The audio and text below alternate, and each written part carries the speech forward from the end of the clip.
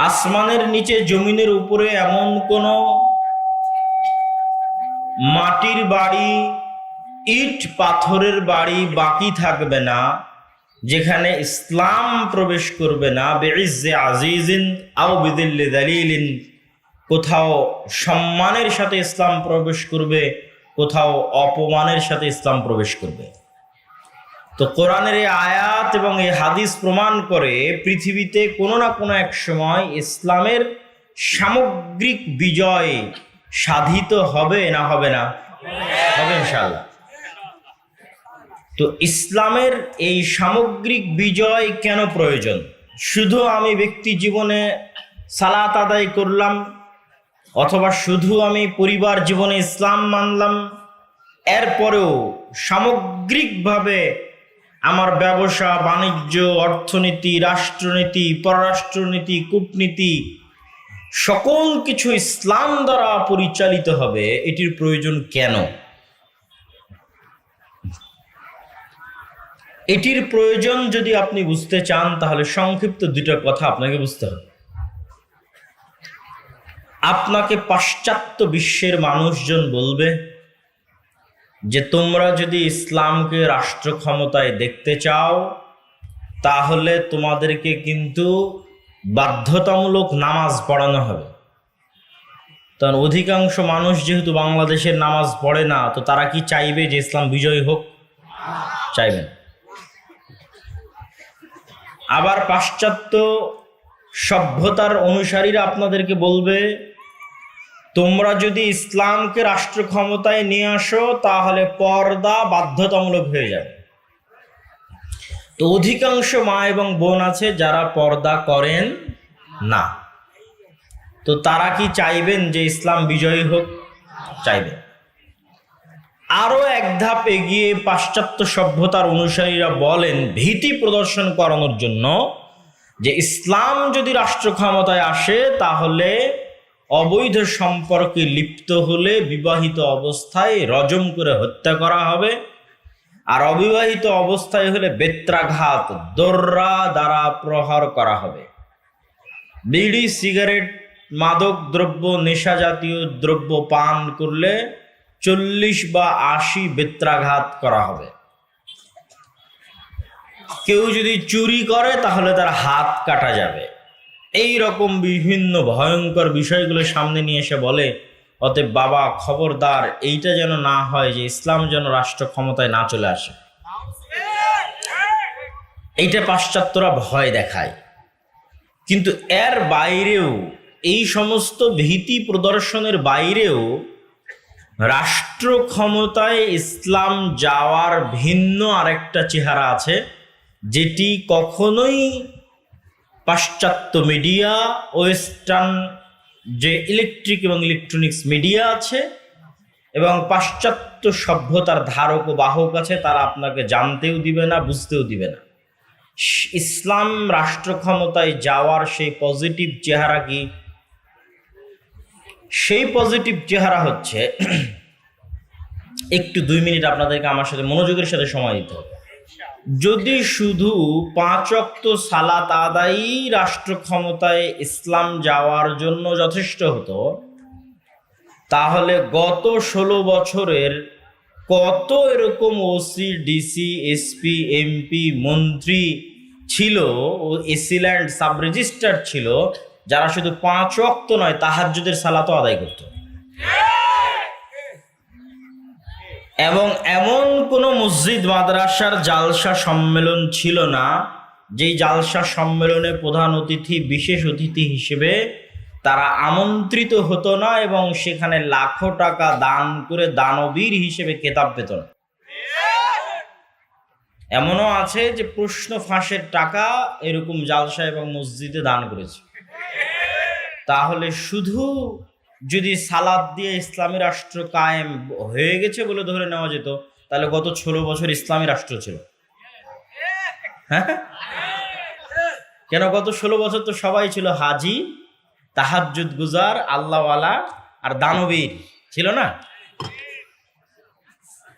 তাহলে ইসলামী রাষ্ট্র মানে আজকে এই নবাবগঞ্জ উপজেলায় যদি আমি বলি আজ থেকে এখানে ইসলাম প্রতিষ্ঠা হয়েছে, তাহলে পাশ্চাত্য আপনাকে যেটা বলতেছে এখানে সবাইকে বাধ্যতামূলক পর্দা করা হবে, সবাইকে বাধ্যতামূলক নামাজ পড়ানো হবে, তারও বহু আগে হবে। ইসলামী রাষ্ট্রে এই ধরনের আইন কানুন থাকতে পারে, কিন্তু তারও বহু আগে এটা তখনই ইসলামী রাষ্ট্র বলে বিবেচিত হবে যখন এখানে ন্যায়পরায়ণতা, ন্যায় বিচার এবং সত্যবাদিতা প্রতিষ্ঠিত হবে।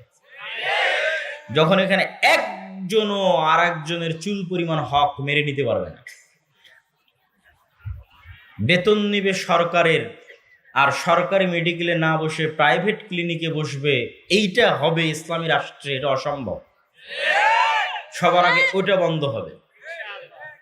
তারপরে এসিল্যান্ডের অফিসে, সাব রেজিস্ট্রারের অফিসে একটা কাজ আদায় করার জন্য ঘুষ দিতে হবে, এটা ইসলামী রাষ্ট্রে হবে অসম্ভব। আগে ওটা বন্ধ হবে। আপনার কোনো বৈধ চাকরি আপনার সন্তান পরবর্তী প্রজন্ম নিবে, এই চাকরির জন্য খালা, মামা, ফুফু, চাচা, খালু, আত্মীয় স্বজন, রাজনৈতিক নেতা, টাকা পয়সা, যোগ্যতার বাইরে আরো এরকম ডট ডট ডট ডট অসংখ্য জিনিস খুঁজে বেড়াতে হবে। ইসলামী রাষ্ট্রে কখনোই এটি ঘটবে না। তাহলে ইসলামী রাষ্ট্রে মানে সবার আগে ওই যে আপনাকে ভয় দেখাচ্ছে আপনার হাত কেটে নেবে, ভয় দেখাচ্ছে বলছে তোমাকে বাধ্যতামূলক নামাজ পড়ানো হবে, ভয় দেখাচ্ছে আপনাকে জোরপূর্বক পর্দা করানো হবে, ইসলামী রাষ্ট্রে এগুলো সবকিছু বাস্তবায়ন হওয়ার আগে আপনার ন্যায় বিচার এবং আপনার ন্যায্য অধিকার নিশ্চিত করা হবে, তবে ওটা ইসলামী রাষ্ট্র। আর যদি শুধু সালাদ দিয়ে ইসলামী রাষ্ট্র হতো তাহলে গত 16 বছরেরটা ইসলামী রাষ্ট্র ছিল। কেন তাদের চাইতে বড় তাহাজ্জুদ গুজার, তাদের চাইতে বড় আল্লাহওয়ালা কেউ ছিল না। কিন্তু তারা ছিল, সবাই বলবো না, এই রকম যারা, তাদের অধিকাংশই ছিল খাঁটি নির্ভেজাল মুনাফিক। এটা আমি বলিনি, রাসূলুল্লাহ সাল্লাল্লাহু আলাইহি ওয়াসাল্লাম বলেছেন, আরবাউন মান কুন্না ফীহি, 4টা বৈশিষ্ট্য যদি মানুষের মধ্যে থাকে তাহলে সে মুনাফিকান খালিসান, নির্ভেজাল, নিষ্কলুষ, খাঁটি মুনাফিক। তো এই 4টা বৈশিষ্ট্যের কথা বলতে গিয়ে কিন্তু আল্লাহ নবী বলেননি যে বিড়ি খায় সে মুনাফিক, যে আর একজন মেয়ের সাথে অবৈধ সম্পর্কে কথা বলে সে মুনাফিক। এগুলো গুনাহের কাজ, কিন্তু এগুলোকে আল্লাহর নবী খাঁটি মুনাফিকের আলামত বলেননি। খাঁটি মুনাফিকের আলামত কি? যে 5 ওয়াক্ত সালাতও পড়ে, হজও করে, আবার আল্লাহর রাস্তায় দানও করে। আগের যে বৈশিষ্ট্যগুলো উল্লেখ করলাম, এরকম মসজিদ মাদ্রাসার কমিটিতে আছে, বিশেষ অতিথিতে আছে, প্রধান অতিথিতে আছে, এমন কোনো ভালো কাজে নাই যেখানে সে নাই, প্রত্যেকটা ভালো কাজে সে আছে। কিন্তু তারপরও ইদা হাদ্দাসা কাযাবা, যখন কথা বলে মিথ্যা বলে, যখন ওই তুমি না খানা, যখন কোনো আমানত রাখা হয় আমানতের খেয়ানত করে। প্রত্যেকটা দায়িত্ব আমানত। মাদ্রাসার প্রিন্সিপাল আমানত, মসজিদ কমিটির সভাপতি আমানত, AC land OC, sub registrar, DC আমানত, এমপি আমানত, মন্ত্রী আমানত, সচিব আমানত। প্রত্যেক যে নিজ নিজ দায়িত্ব প্রাপ্ত হয়েছে ওই দায়িত্বে সে কি আমানত, অথচ ওই দায়িত্বে সে খেয়ানত করে। কথা বললে মিথ্যা বলে, ওয়াদা করলে ভঙ্গ করে, মুখ দিয়ে মানুষের সাথে শত্রুতা হলে গালি দেয়, আর আমানতের খেয়ানত করে। তো এরা খাঁটি মুনাফিক কেন? এরা কিন্তু আমল দিয়ে এদের মুনাফিকি ঢেকে দিবে। বুঝেননি মনে হয় আমার কথা? বাহ্যিক আমল দিয়ে ওর মুনাফিকি ঢাকতে চাইবে, ও কিন্তু মুনাফিক, কিন্তু বাহ্যিক আমল দিয়ে কি ঢাকতে চাইবে? মুনাফিক হবে। ও এখনই ওসি হিসেবে টেবিলের নিচ দিয়ে ঘুষ গ্রহণ করেছে, মুনাফিক, খাঁটি মুনাফিক। কেননা ওর পদের সাথে কি করেছে? আমানতের খেয়ানত করেছে। কিন্তু ও যে মুনাফিক, এই মুনাফিকিটা ঢাকতেও হজ করতে গেছে।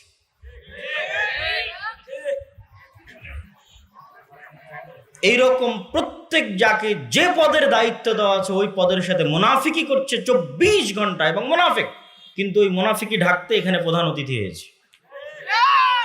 মুনাফিকি ঢাকতে আরেক জায়গায় 5 লক্ষ 10 লক্ষ টাকা দান করেছে, দেখাচ্ছে যে আমি দানবীর।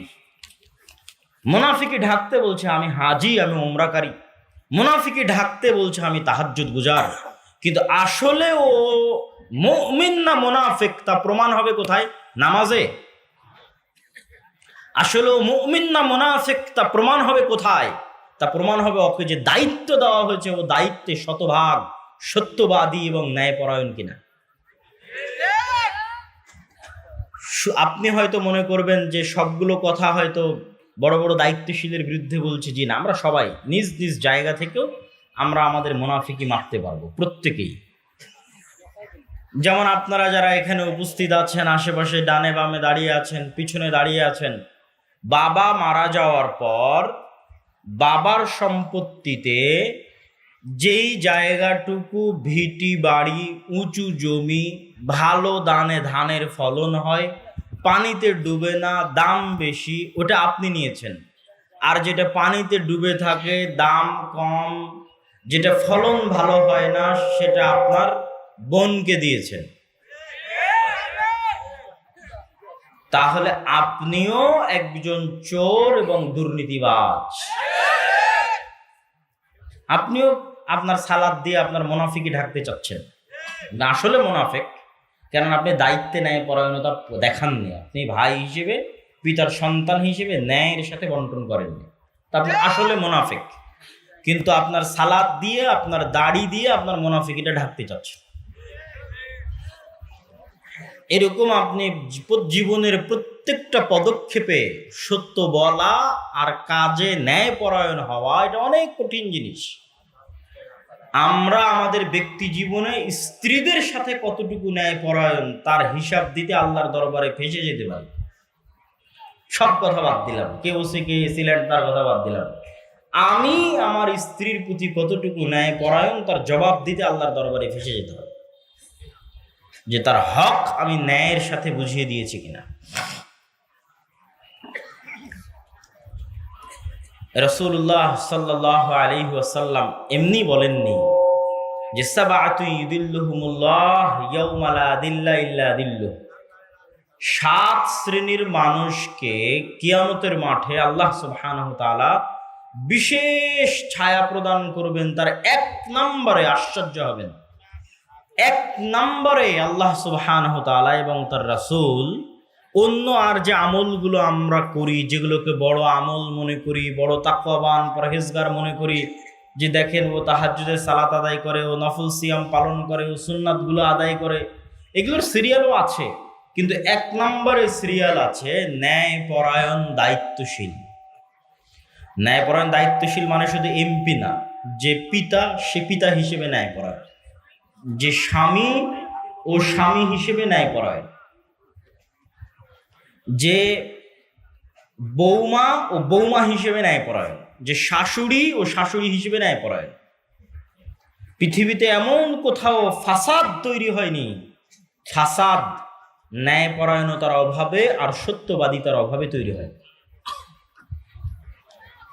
শুধু বৌমা আর শাশুড়ির মধ্যে নয়, আপনি যদি দেখেন যে আলেম ওলামার মধ্যে, মসজিদে মসজিদে, মাদ্রাসায় মাদ্রাসায়, ইসলামী দলে, ইসলামী সংগঠনে, আহলে হাদিসদের মধ্যে, হানাফিদের মধ্যে, দেওবন্দীদের মধ্যে পরস্পরে প্রত্যেক যত বিভেদ আছে, কোনো বিভেদের জায়গায় মাসলা মাসাইল আকীদার বিভেদ নাই। আপনি যত বিভেদের গভীরে ঢুকবেন তত দেখবেন এখানে একজন অন্যায় করেছে আর একজন মাজলুম হয়েছে। মানে যে ইসলামী দলের আমির ও ন্যায়পরায়ণ আমির নয়, যে মাদ্রাসার প্রিন্সিপাল ও ন্যায়পরায়ণ প্রিন্সিপাল নয়, যে মাদ্রাসার পরিচালক সভাপতি ও ন্যায়পরায়ণ পরিচালক সভাপতি নয়। আজকে বলেছি না বক্তব্যের বিষয় ইসলামের সামগ্রিক বিজয়। তো ইসলামের সামগ্রিক বিজয় মানে কি আপনি দেশ ও জাতির নেতৃত্ব দিবেন। তো আপনি সামান্য মসজিদে ন্যায়পরায়ণতা প্রতিষ্ঠা করতে পারেননি, সামান্য আপনার মাদ্রাসায় আপনি ন্যায়পরায়ণ শাসক হতে পারেননি, আপনার পরিবারে ন্যায়পরায়ণ হতে পারেননি, আপনাকে আল্লাহ দেশের দায়িত্ব দিবেন? কথা বলেন না যে আপনাকে আল্লাহ দেশের দায়িত্ব দিবেন? অসম্ভব, কখনোই দিবেন না। আপনি সালাত দিয়ে, সঠিক আকীদা দিয়ে জান্নাতে চলে যাবেন, কিন্তু মানুষের নেতৃত্ব দেওয়ার জন্য আগে বলতে হবে সত্য, করতে হবে ন্যায়। যে ন্যায় চুল পরিমাণ ছাড় দেয় না, যে সত্যে চুল পরিমাণ ছাড় দেয় না, ওকে আল্লাহ দেশ ও জাতির নেতৃত্ব দিবেন আল্লাহর দয়ায়। আর আমরা মুসলমানেরা এই জায়গাতেই হচ্ছে সবচেয়ে পিছিয়ে আছি। আমি বহু আগে, আজ থেকে 1-1.5-2 বছর আগে এক বক্তব্যে বলেছি যে আজকের যুগের মুসলমানেরা হচ্ছে এই যুগের বানু ইসরাইল। তো আমার ছোট ভাই আব্দুর রহিম, যে মিশর আল আজহার বিশ্ববিদ্যালয়ে পড়ে, এখন দেশেই আছে, তো ও ফিলিস্তিনিদের মধ্যে ত্রাণ বিতরণ করেছে, অনেক ওর অভিজ্ঞতা হয়েছে ত্রাণ বিতরণ করতে। তো ও বলে যে ত্রাণ বিতরণ করতে গিয়ে আমি দেখেছি যে তোমার এই কথা শতভাগ সত্য। কিভাবে মুসলমানেরা তার মৃত ভাইয়ের রক্ত পর্যন্ত বেচতে পারে, এইটা মানে রক্ত পর্যন্ত বেচতে পারে বলতে, যে আপনার মাধ্যমে ধরেন আমি একটা টাকা দান করতেছি ফিলিস্তিনের গাজায়, আপনি পৌঁছে দিবেন, তো এই ত্রাণটা আপনি ফিলিস্তিনের গাজায় পৌঁছে দেওয়াকে ব্যবসা হিসেবে গ্রহণ করেছেন।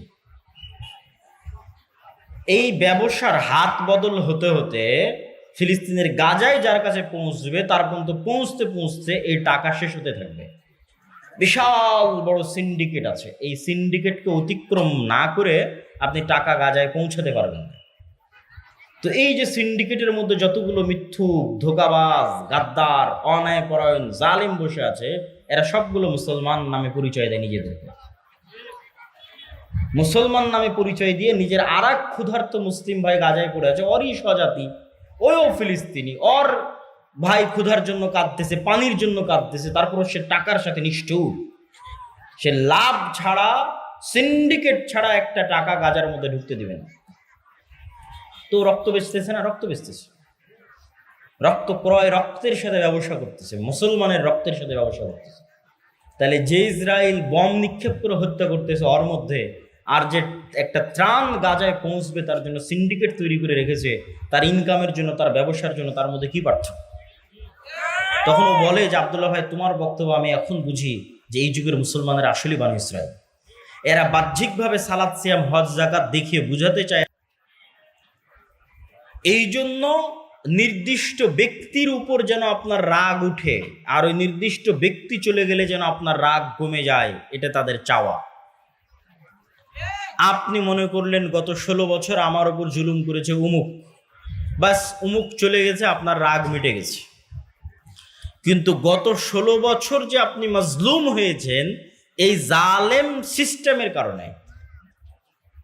সেই জালেম সিস্টেমের নাম হচ্ছে গণতান্ত্রিক সিস্টেম, ওই জালেম সিস্টেমের নাম হচ্ছে ধর্মনিরপেক্ষ সিস্টেম, সেকুলার সিস্টেম। আমি যদি আরো স্পষ্ট করে বলি বুঝার জন্য, কিন্তু এটা সত্য, মানুষ হাসবে কিন্তু এটাই সত্য, সেটা হচ্ছে এই জুলাই এর যে গণ অভ্যুত্থান, এই গণ অভ্যুত্থানের 1700 বা 1800 যে ছাত্র নিহত হয়েছে, এই 1700 1800 ছাত্রকে আসলে গণতন্ত্র হত্যা করেছে, সেকুলার সিস্টেম হত্যা করেছে। কিন্তু এটা বুঝার জন্য অনেক দূরদৃষ্টি সম্পূর্ণ জ্ঞান লাগবে, ইতিহাসের জ্ঞান লাগবে, পাশ্চাত্য বিশ্ব কি চায়, আপনার কাছ থেকে কি আদায় করতে চায় তার সম্পর্কে সম্যক অবগতি থাকা লাগবে। তাহলে আপনি বুঝবেন যে 1700-1800 জন মারা গেছে, এই 1700-1800 জনকে হত্যা করেছে কে? এই সিস্টেম, গণতান্ত্রিক সিস্টেম, সেকুলার সিস্টেম। এই সিস্টেম যদি পরিবর্তন না হয়, এইরকম স্বৈরাচার জালেম 20 বছর 30 বছর পর আবার তৈরি হবে। আপনার হায়াত যদি আল্লাহর 20-30 বছর বাড়িয়ে দেয়, আর আমার হায়াতও যদি আল্লাহ 20-30 বছর বাড়িয়ে দেয়, আবারও যদি কোনোদিন সাক্ষাৎ হয়, তখন আপনি বলিয়েন যে এই সিস্টেম টিকে আছে, আর এই সিস্টেম আবারও জালেম এবং স্বৈরাচার তৈরি করেছে। এই সিস্টেম কখনোই আপনাকে আপনার ওই ন্যায্য অধিকার দিতে পারবে না যে আপনি ঘুষবিহীন অবস্থায় চাকরি নেবেন, আপনার রাষ্ট্রীয় নাগরিক সুযোগ সুবিধা নেবেন। রাষ্ট্রীয় নাগরিক সুযোগ সুবিধা বাংলাদেশের মানুষ বুঝেই না। রাষ্ট্রীয় নাগরিক সুযোগ সুবিধা যেহেতু আমরা কোনোদিন চোখে দেখিনি, তো বুঝবো কেমন? রাষ্ট্রীয় নাগরিক সুযোগ সুবিধা আপনি ইউরোপে গেলে, ইংল্যান্ডে গেলে, আমেরিকায় গেলে কিছুটা বুঝতে পারবেন যে রাষ্ট্রের সাথে নাগরিকের কি সম্পর্ক থাকে এবং নাগরিক কি সুযোগ সুবিধা পেতে পারে। তখন আপনি বুঝবেন যে একজন রাষ্ট্র যদি নাগরিকের সুযোগ সুবিধা দেখে, তাহলে আগে রেলের যোগাযোগ ব্যবস্থা উন্নত করবে, না মাইক্রোবাস কার চলার রাস্তার যোগাযোগ ব্যবস্থা উন্নত করবে? এটা হচ্ছে রাষ্ট্র নাগরিকের সুযোগ সুবিধা চাই কিনা সেটা তো বুঝবেন। যেমন বাংলাদেশের এখন যে মেট্রো রেল আছে, এই একটা মাত্র প্রজেক্ট, যে প্রজেক্টটা রাষ্ট্রের সাথে নাগরিক সুযোগ সুবিধার সাথে যায়। একটা রাষ্ট্রের কয়জন মানুষের কাছে কার আছে, কয়জন মানুষের কাছে মাইক্রো আছে? আপনি ইংল্যান্ডে যান, কোনো মানুষকে যেন কার এবং মাইক্রো ব্যবহার না করা লাগে এক জায়গা থেকে আর এক জায়গায় যাওয়ার জন্য। স্বল্প খরচে যেন প্রত্যেকটা মানুষ এক জায়গা থেকে আর এক জায়গায় যেতে পারে, তার জন্য পাবলিক ট্রান্সপোর্ট, পাবলিক বাস এবং পাবলিক ট্রেনের অ্যাভেইলেবল ব্যবস্থা আছে। প্রত্যেকটা ছোট জায়গা থেকে আর এক ছোট জায়গায় আপনি অল্প ভাড়াতে যেতে পারবেন, তার ব্যবস্থা করা আছে। ও হচ্ছে জনবান্ধব রাষ্ট্র ব্যবস্থা। মানে আগে আপনার কথা চিন্তা করেছে, আগে রিক্সা চালকের কথা চিন্তা করেছে, আগে ভ্যান চালকের কথা চিন্তা করেছে, আগে কৃষকের কথা চিন্তা করেছে। আর জালেম রাষ্ট্র ব্যবস্থা আগে চিন্তা করবে দুর্নীতিবাজ কোটিপতির গাড়ি কেমনে চলবে, তার কথা চিন্তা করবে।